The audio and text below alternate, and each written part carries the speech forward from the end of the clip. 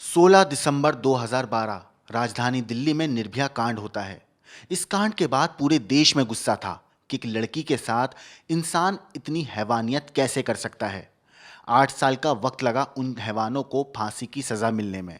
उन्हें फांसी भी हुई 20 मार्च 2020। इस फांसी के बाद लग रहा था कि अब शायद देश में महिलाओं के प्रति अपराध कम हो जाएंगे। लेकिन क्या आपको पता है, देश में एक हिस्सा ऐसा है जहां करीब 42 लोगों को फांसी की सजा सुनाई जा चुकी है रेप के मामले में। लेकिन 25 साल पहले आखिरी फांसी हुई थी उस जगह पर।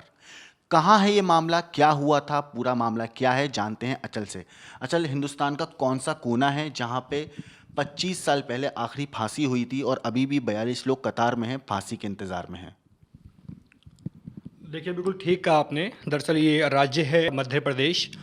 आपको बताऊं, मध्य प्रदेश में बच्चों से लेके रेप और हत्या के कई संगीन मामले आजकल देखने को मिल रहे हैं।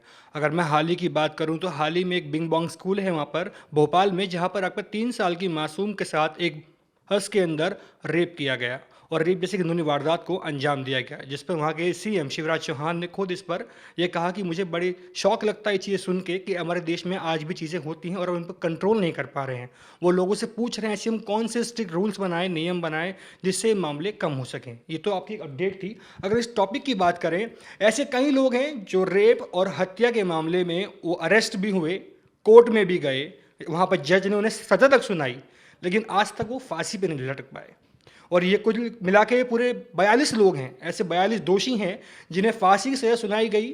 25 साल से का टाइम लग चुका है, लेकिन अब तक उन्हें सजा नहीं हुई है। एमपी हाई कोर्ट के एक वकील हैं, उनका नाम है जगदीश गुप्ता।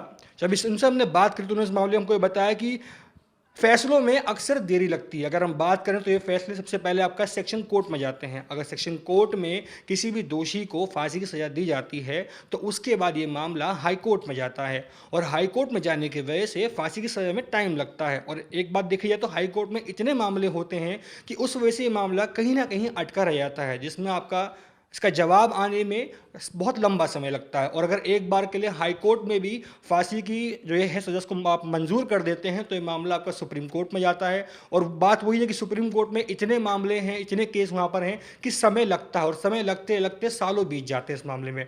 और इसके अलावा अगर सुप्रीम कोर्ट में भी ये चीज़ आपकी एक्सेप्ट हो जाती है तो इसके अलावा हमारे प्रेसिडेंट, जिनको राष्ट्रपति बोलते हैं, उनके पास भी आप जाके अपनी अर्जी दे सकते हैं। तो उन्होंने साफ साफ बात बोली है। शिवराज चौहान की बात करें, अगर हम एमपी के हाई कोर्ट के इन वकील की बात करें, दोनों का एक ही बात कहना है कि हमारे नेताओं को और हमारे सिस्टम को इस पर काम करने की ज़रूरत है, इसको स्ट्रिक्ट बनाने की ज़रूरत है। अगर हम सब मिलकर इसको और स्ट्रिक्ट करते हैं तो शायद हम इन मामलों को जल्द से जल्द सुलझा पाएंगे। जिन लोगों के साथ घिनौनी वारदातें, हत्या, रेप हुए, शायद उनको जल्द से जल्द इंसाफ मिल पाएगा।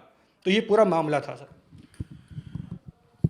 निर्भया कांड के आरोपियों को फांसी की सज़ा मिलने से पहले, कुछ वक्त पहले, इन लोगों की फांसी से पहले हैदराबाद में एक महिला को जिंदा जला दिया गया था, जिसके बाद एनकाउंटर में उन लोगों की भी मौत हो गई थी।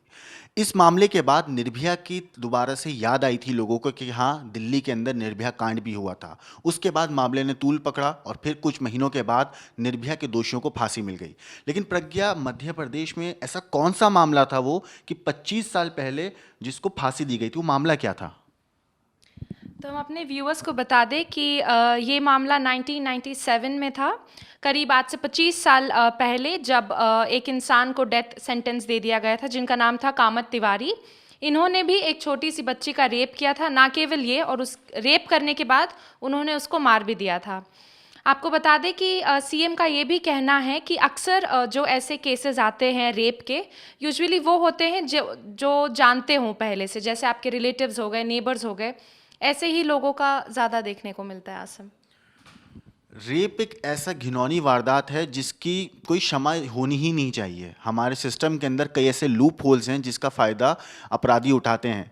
सेशन कोर्ट में पहले केस चलता है, फिर उसके बाद हाई कोर्ट में जाता है, सुप्रीम कोर्ट में जाता है, फिर प्रेसिडेंट के पास जाता है। हमने निर्भया कांड में देखा कैसे उन लोगों का डेथ वारंट इशू हो जाता था, कैसे उन लोगों को सज़ा होती थी, फांसी का पता था कि फांसी होनी है, लेकिन देर हो रही थी, मामला लटका जा रहा था, लेकिन आखिरकार उन्हें फांसी मिली। काफ़ी सारे लूप होल्स हैं हमारे सिस्टम में जिसका फ़ायदा अपराधी उठाते हैं। आपको क्या लगता है कि इस तरह के बलात्कार जैसे मामले में अपराधियों को क्या सज़ा मिलनी चाहिए और कितनी जल्दी सज़ा मिलनी चाहिए? हमें कमेंट करके ज़रूर बताइए।